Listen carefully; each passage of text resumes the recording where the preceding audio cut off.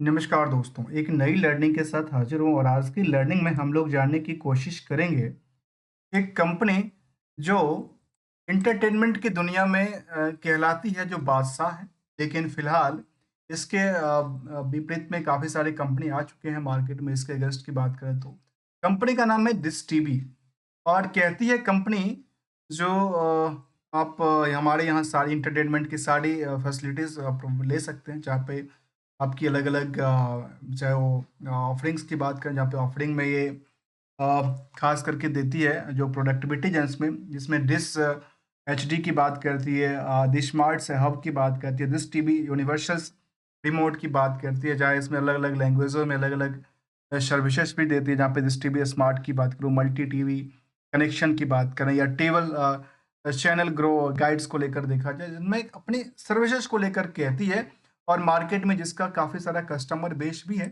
हम जानने की कोशिश करेंगे तो स्टॉक मार्केट की क्या है रिएक्शंस और मार्केट में क्या है निवेशकों का मूड, किस तरह से इनकी स्टॉक की वैल्यूएशंस क्या इंक्रीज कर रही है या फिर डिक्रीज के मूड में चलती जाती है।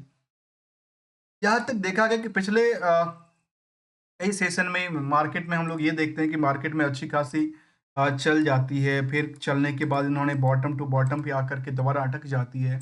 तो क्या कुछ ग्रोथ लेवल क्रिएट कर पाएगी या ऐसे ही सिचुएशन 2-4% प्रॉफिट बुकिंग होगी फिर दोबारा बिकवाली का प्रेशर होगा? तो यहाँ पे देखा गया कंपनी को लेकर के जिसका नाम था डिश टीवी और उसका बुक वैल्यू कहता है नेगेटिव ₹15 से ज़्यादा की बात कहती है, इंट्रिंसिक वैल्यू बिल्कुल साइलेंट है। अर्निंग यदि क्वालिटी को देखें तो वो ₹11 से ज़्यादा की नेगेटिव इम्पैक्ट डालता है, जिसकी वजह से स्टॉक का पीक आंकड़ा नहीं कहता है।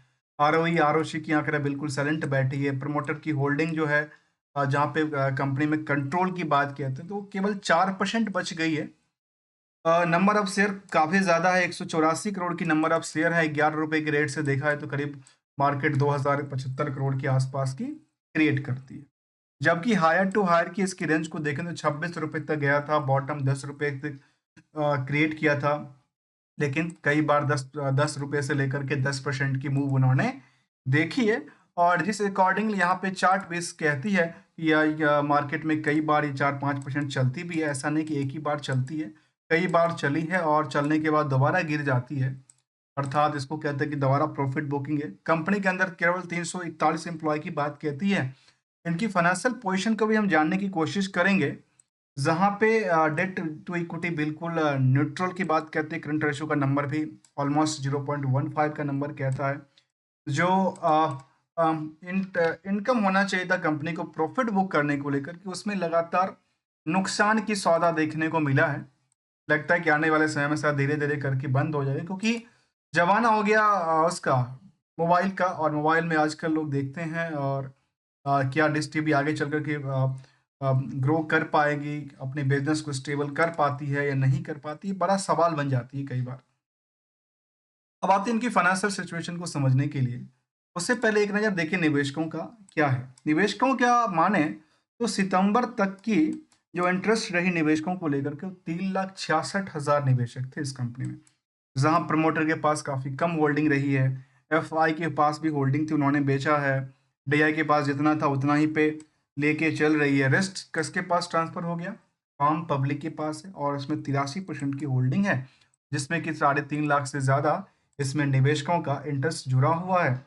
इसके अलावा यदि इसमें मेन कह सकते हैं कि प्रमोटर की तरह शॉर्ट पे जो कि खासकर जो एसेट्स रिकंस्ट्रक्शन वाली कंपनी होती है, उनका नाम निकल के जिनके पास 24% की होल्डिंग एक के पास है, कुछ के पास 1% की होल्डिंग बना के देखने को मिलता है। ये जो रिकंस्ट्रक्शन वाली कंपनी क्या एक ही कंपनी में अपने डील करती है कि कई और सारी कंपनी में डील करती है? तो इनका देखा गया कि इनके 2 कई बार तो 2 कंपनी में था, फिलहाल इन्होंने एक ही कंपनी में अपनी डिस्ट्रक्शन का उन्होंने होल्डिंग किया हुआ है, करीब 24% के आसपास की बात करूँ। अब आते हैं इनकी फाइनेंशियल सिचुएशन को लेकर। फाइनेंशियल सिचुएशन इसके बारे में क्या कहती नज़र आती है? यदि आप इनकी चार्ट को देखें, ग्राफ को देखें केवल केवल, तो ग्राफ को देखने के बाद लगता है कि अच्छा सेल्स तो था लेकिन सेल्स में तो लगातार गिरावट दर्ज करती है। जब सेल्स ही गिरावट दर्ज करती हो, बाकी सारी चीज़ें क्या होगी? क्योंकि खर्चे तो कम होते ही नहीं है ना। क्या है? खर्चे कम होते नहीं हैं, तो इसमें क्या देखा गया इसको लेकर के? इसको लेकर देखा जा रहा है कि कंपनी का जो पोजीशंस था सेल्स को लेकर के उसमें लगातार डिक्लाइनिंग मोड चल रही है। जो प्रॉफिट किसी ज़माने में था और वो करीब 2-4 10 करोड़ बनाती थी, करीब 22 करोड़ तक की लास्ट उन्होंने बनाई थी लास्ट कुछ सालों की डेटा बात करूँ तो। और लॉस तो लगातार बुक करती जाती है और लॉस का पहला इम्पैक्ट कहाँ से पड़ता है? अदर सोर्स ऑफ इनकम से पड़ता है। जहाँ पे इन्होंने तगड़ी मार्च के दौरान में 22 में, 23 में, 24 में अपनी लॉस बुक किया है, जिसकी वजह से इनमें लॉस का सेंटिमेंट बनता है क्योंकि ऑपरेशन से ऐसा तो उनको देखने को नज़र नहीं आती है। ऑपरेशन करीब-करीब 60% से लेकर के लोअर टू लोअर की बात में 37% तक रेजिस्टेंस की बात कर रही है। डिमेरिट क्या कहती है? एक तो इनके पास डिमेरिट कहती है डिप्रिसिएशंस काफ़ी ज़्यादा क्लेम करती है, दूसरी तरफ इंटरेस्ट की बर्डन भी काफ़ी ज़्यादा सताती है। ऐसे ईयरली डेटाबेस भी हमने ऐसे देखा और उसमें समझ में आया कि यहाँ पे जो पोजीशन था उसमें खास करके लगातार डिक्लाइनिंग साइड देखने को मिला है और प्रॉफिटेबिलिटी जहाँ बढ़नी चाहिए था, एडजस्टमेंट होना चाहिए था, उसमें लगातार नुकसान बनाती जाती है। इसको लेकर के हमने सिंपल से एक फॉर्मूला बेस पे कैलकुलेट करने की कोशिश किया था और वो ये डेटा कहती है कि इसमें ओवरऑल कंपनी के पास करीब 151% की नुकसान बुक करती है फ्रॉम द सेल्स के पार्ट से। मतलब जितना सेल्स नहीं था उससे ज़्यादा कंपनी के पास नुकसान बुक हो जाती है। समझ सोचने वाली बात है, आपकी पॉकेट में पैसे आने थे 1700 करोड़ का और आपने खर्च करके टोटल ओवरऑल एडजस्टमेंट करके फिर आपने जो रेस्ट का अमाउंट था 300-400 करोड़ का वो कहाँ से लेके आए? ये भी एक सवाल है। चलिए जो डिविडेंड्स की पार्ट है वो एक्चुअल में आपके खर्च नहीं होती लेकिन आपकी एसेट्स तो वैल्यूएशंस कम हो जाती है ना। यदि इनके उन पहलू की तरफ ध्यान देंगे तो जो खास करके रिस्क फैक्टर की बात कहती है वो बिल्कुल नहीं है क्योंकि 12-13 दिन की रिस्क फैक्टर कोई रिस्क फैक्टर नहीं होता। लेकिन सबसे ज़्यादा डिमेरिट पता है क्या कर रही है? डिमेरिट इनको डैमेज कर रही है इनकी यही रिजर्व। जो रिजर्व 2022 तक तो बेटा था, इसके बारे में शायद पता होगा, बड़ी सी केस चल रही थी इसको लेकर के। इनके जो वो कुछ प्रमोटर ग्रुप के थे, उनका बैंकिंग से लोन हो गया बिना पेपर का, ऐसे कुछ चलती नजर आई थी बाद में। उसके बाद ही तो मार्केट में ऐसा सिचुएशन क्रिएट हुई जो मार्केट में इस तरह की चीज़ें यहाँ पे दर्ज करती नजर आई, जहाँ पे फिक्स एसेट्स आज भी है इनके पास। लेकिन जितना इनके पास ये बात कह रही है पेमेंट देमन देने के लिए आज के टाइम में, उतना इनके पास पैसे नहीं है। उनके पास हाथ आधा पैसा भी इनके पास नहीं है क्योंकि कंपनी ऑलमोस्ट नुकसान में बुक करती नजर आई है लास्ट कुछ सालों के डेटा। इसको भी लेकर हमने समझने की कोशिश किया तो हमारी समझ में आई कि जब कंपनी का 151% तो लॉस हो जाती है नेट इनकम पार्ट से। इसके अलावा 4% आज भी डेटर पड़ा हुआ था और इनका लॉस का मुख्य कारण क्या देखने को मिलती है? अदर सोर्स ऑफ इनकम से इनके पास लॉस बुक करती है और कुछ डिप्रिसिएशन की पार्ट्स को लेकर के जो उनकी वैल्यूएशन को कम दर्ज करती है। ईयर ऑन ईयर बेसिस का ग्रोथ जो होना चाहिए था वो बेसिकली हुआ नहीं और इसमें डिक्लाइनिंग चल रही थी, चाहे वो प्रॉफिट का पार्ट हो, सेल्स की पार्ट हो। तो भाई यदि ये सब चीज़ें इस तरह से चलेगी तो स्टॉक की प्राइस कहाँ से चल पाएगी? स्टॉक की प्राइस तो डिपेंड करता है यहीं से ना, मार्केट की सेंटिमेंट से। यदि आपकी एक तो ये ठीक है, फिर एक तीसरी चीज़ और होती है जो मार्केट आप प्रॉम्प्ट कर रहे हैं। ये बिजनेस के लेवल पे जिस हिसाब से चल रही थी उसी हिसाब से इनका मार्केट की जो चार्ट ग्राफ है, स्टॉक की प्राइस है, वो लगातार गिरती जा रही थी। निवेशकों के काफ़ी नुकसान भी देखने को बनी होगी। जहाँ तक कंपनी का उन्होंने कहा कि non compliance with the SEBI regulation के हिसाब से उन्होंने ये भी 22 तारीख को अपडेट दिया था कि आपने नॉन कंप्लायंस किया था ऐसा कोई डिस्क्लोजर को लेकर के। तो कहती है नहीं, ऐसा कुछ नहीं था। लेकिन यदि आप इनके पीयर्स को आंकड़ा अवलोकन करेंगे तो समझ में आती है कि सन टीवीज हैं, पीवीआर हैं, जी एंटरटेनमेंट जैसे कंपनी भी शामिल है और उसी लिस्ट में इनका भी नाम शामिल है। और कंपैरिजन यदि आप करेंगे तो यहाँ भी आज भी कह सकते हैं कि इंटरेस्ट काफ़ी ज़्यादा है निवेशकों का, क्योंकि निवेशक आज भी काफ़ी ज़्यादा कह सकते हैं कि फंसे पड़े हैं।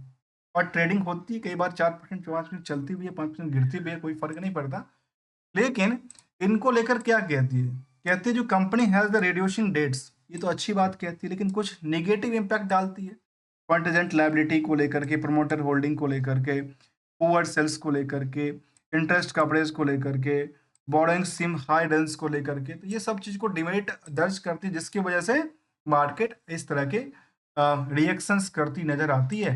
और पता है मार्केट को चलाना, मार्केट में 5% बढ़ाना कोई बड़ी बात नहीं है। मार्केट में इस तरह की चीज़ें, एक तरह से डिमांड बढ़ाई जाती है, एक तरह से डिमांड को कम किया जाता है। ये सब चीज़ें मार्केट में हमेशा पार्शली बुकिंग चलती रही है। यदि हम यहीं की एक बात करें, मैं आपको कोई ट्रेडिंग सिखाता नहीं हूँ, क्योंकि ट्रेडिंग से अलग की बात कहता हूँ।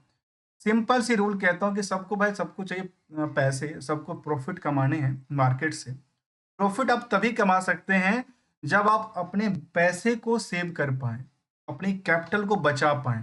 कैपिटल को बचाने का क्या फ़ॉर्मूला हो सकता है? वो ये हो सकता है, जो अपने कैपिटल को रिस्क रिस्क जो डाल रखें, रिस्क को धीरे-धीरे कम करना ज़रूरी है। इसीलिए यदि शॉर्ट पीरियड में देखते हैं तो उसको एसएल करना ज़रूरी है, और प्रॉफिट जब दिखती रहती है ना पोर्टफोलियो के अंदर, तो उसको बुक करने की आदत डालनी पड़ेगी। इसीलिए हम देखते हैं कि यहाँ भी यदि कोई मार्केट में खरीदने के लिए बेताब है, तो कोई बेचने के लिए बेताब है ना। भले क्या किया, डिमांड सप्लाई को घटा और बढ़ा दिया जाता है। यही सिंपल सी बात है, चार्ट यही कहती है। चार्ट एक हकीकत बयां करता है कि यहाँ पे क्या चल रही थी और यहाँ पे क्या हुआ था। हमने इसको जानने की कोशिश किया, जो कि TV broadcasting and software company के तौर पे बीएससी स्मॉल कैप की कंपनी रही है। पूरे दिन कोई हलचल नहीं हुआ, लेकिन एक ही बार में हलचल हुआ तो वॉल्यूम पता है कितना आ गई? वॉल्यूम आते-आते काफ़ी वॉल्यूम आ जाती है, 4-4 लाख वॉल्यूम आ गई इसको लेने के देने को लेकर के। आखिर कोई खरीदने वाला भी बैठा था, कोई बेचने वाला भी बैठा था। इसके अलावा यदि इनकी रिसेंटली बात में 2018 के बाद कोई डिविडेंड की पार्ट नहीं रही। एस&एल डेटा में भले ही इन्होंने सेल्स को भी कमी की दर दर्ज करती है, उसी हिसाब से ऑपरेटिंग प्रॉफिट मार्जिन तो वृद्धि दर्ज किया है, लेकिन बाकी सभी चीज़ों में इनमें डिमेरिट दर्ज करती नजर आई है। डिमांड में लगातार पिछले 10 सालों में इनकी कमर टूटती नजर आती है, और निवेशकों के पैसे की जो वैल्यू था वो धीरे धीरे करके घटती जा रही है। जैसे एग्जाम्पल तौर पे यूएसटी के सामने हमारी पैसे की कीमत, भले ही कुछ भी कहे मार्केट, लेकिन वो धीरे धीरे क्या हो रही है, घटती ही जाती है। ऐसे ही अब हमने अवलोकन किया, समझने की कोशिश किया विदाउट किसी रिकमेंडेशन और एडवाइजरी को लेकर के। मिलेंगे कुछ नई स्टडी के साथ। तब तक के लिए thanks for the joining here दोस्तों।